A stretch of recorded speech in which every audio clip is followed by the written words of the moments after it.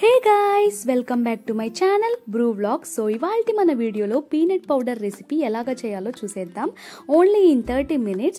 So ఇక్కడైతే left సైడ్లో ingredients post చేశాను. మీరు వెంటనే స్క్రీన్ షాట్ తీసేసుకోండి. అండ్ కుక్ చేసే ముందే ఇంగ్రీడియంట్స్ అన్నీ రెడీగా తీసి పెట్టేసుకుంటే కనుక కుక్ చేసేటప్పుడు చాలా సింపుల్ అయిపోతుంది. So let's get in to the process. So first అయితే లో ఫ్లేమ్ పైన కడాయి పెట్టుకున్నాను. కడాయి హీట్ ఎక్కిన తర్వాత పల్లీలు 150 గ్రాములు తీసుకున్నాను. సో పల్లీలు మనం బాగా రోస్ట్ చేసేసుకొని సపరేట్గా ఒక బౌల్లోకి ట్రాన్స్ఫర్ చేసేసుకోవాలి. నెక్స్ట్ అయితే 1 టేబుల్ స్పూన్ ఆఫ్ ఆయిల్ తీసుకున్నాను. ఆయిల్ హీట్ ఎక్కిన తర్వాత ఒక 12 ఎండుమిర్చి తీసుకొని బాగా ఫ్రై చేసుకోవాలి. తర్వాత ఎండు కొబ్బరి ఒక చిన్న ముక్క ఇలా చిన్న పీసెస్గా చేసుకొని ఫ్రై చేసేసుకోవడమే.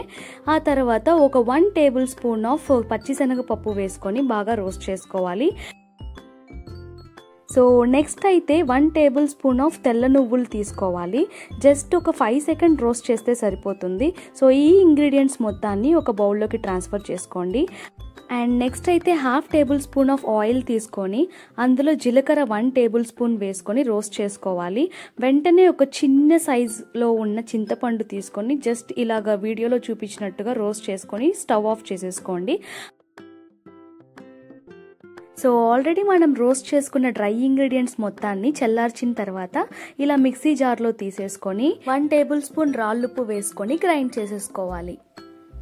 చూసారు కదా ఎంత డ్రైగా ఉందో పౌడరు. అందుకే మనం డ్రై ఇంగ్రీడియంట్స్ మొత్తాన్ని సపరేట్గా పౌడర్ చేసుకోవాలన్నమాట.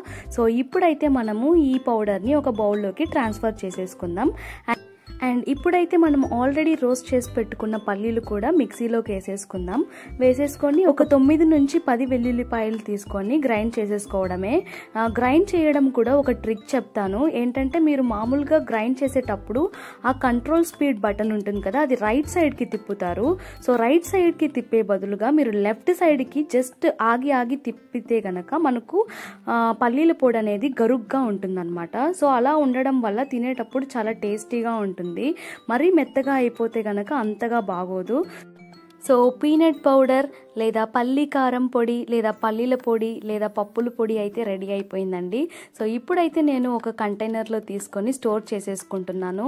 సో ఈ పొడి అయితే మనం ఫ్రిడ్జ్లో పెట్టుకుంటే కనుక 1 month వరకు వస్తుంది, లేకపోతే కనుక 15 days వస్తుందన్నమాట.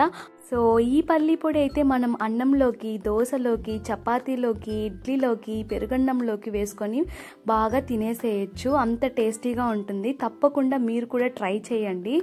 కరెక్ట్గా 10 ఇంగ్రీడియంట్స్తో మాత్రమే టేస్టీ పీనట్ పౌడర్ రెడీ అయిపోయింది. ఈ వీడియో కనుక మీకు నచ్చినట్లయితే లైక్ చేయండి, షేర్ చేయండి, సబ్స్క్రైబ్ చేయండి.